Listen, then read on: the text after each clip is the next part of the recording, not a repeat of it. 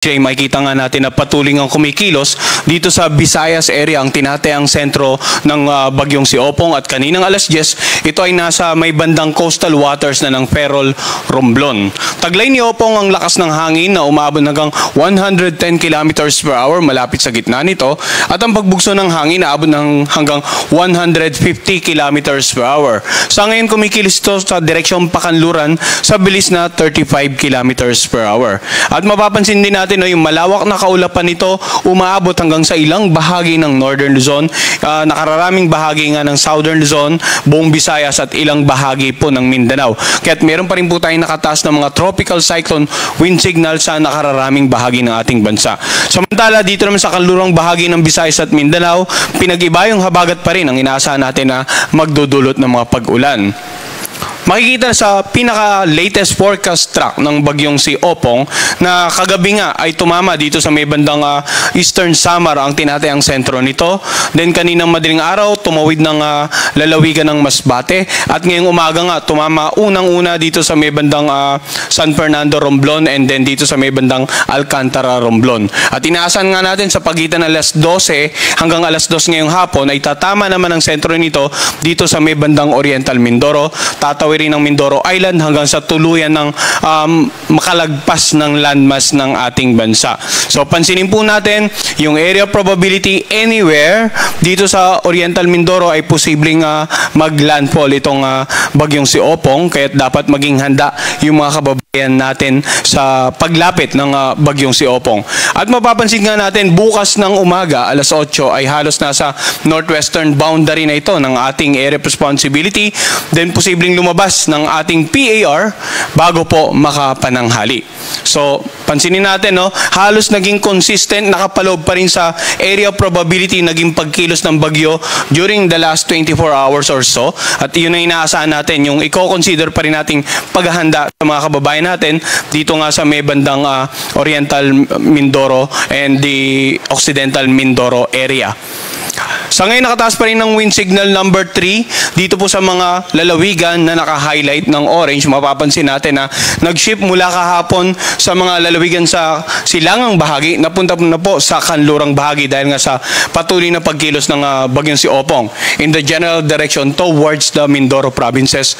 Signal number 3 sa naka-highlight ng orange sa lalawigan po ng Batangas, sa Marinduque, dito sa Romblon, Mindoro provinces at sa northern portion ng Aklan at dito rin sa Caluya Island. Samantala, signal number 2 naman sa mga lugar na naka-highlight ng yellow. Makikita po natin itong southern portion ng Zambales, itong Bataan, southern portion ng Pampanga, southern portion ng Bulacan, sa Metro Manila, wind signal number 2 rin po, and then dito sa Rizal, Cavite, Laguna, and then southern portion ng Quezon, and then dito sa southern portion ng Camarines Sur, sa Albay, sa Sorsogon, sa Masbate, Calamian Island, Cuyo Island. Wind signal number 2 rin po sa northern portion ng bandang Antique, sa natitirang bahagi ng Aklan, sa Capiz, sa northern portion ng Iloilo, sa northern portion ng Negros Occidental, at dito rin po sa extreme northern portion ng Cebu, kasama nga yung Bantayan Island, dito sa extreme western portion ng northern Samar, yung mga malilit na isla po doon, extreme western portion ng Samar. So yung mga lalawigan po or yung mga munisipalidad na nakapaloob dito sa mga bahagi na may mga wind signals ay nakapaloob po sa ating tropical cyclone bulletin, which is also available for download sa ating official website, no? And then wind signal number 1 naman sa mga lugar na naka-highlight po ng light blue.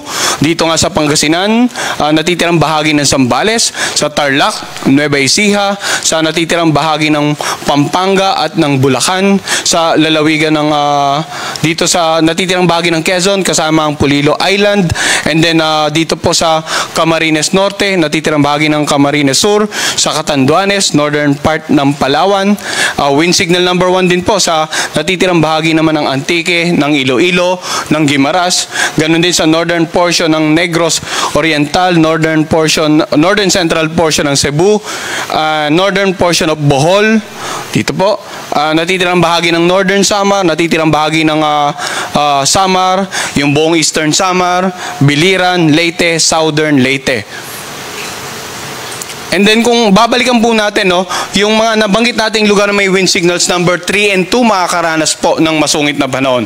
Pag sinabi nating masungit na panahon, malalakas na hangin na pwedeng makapagpatumba ng iba't ibang uri ng pananim, pwedeng makasira ng mga bahay na gawa sa mga light materials, lumang kahoy or iba pang mga istruktura na medyo weak ang pundasyon, pwede rin makapagpatumba ng ilang poste ng kuryente at billboards. As much as possible, ilang araw na tayo nagbibigay ng babala, manatili po sa loob ng kanilang bahay or designated evacuation centers sa habang inaasahan nga natin yung kasalukuyang paglapit at habang tumatuwid na ang sentro ng bagyong si Opong sa kanilang lugar.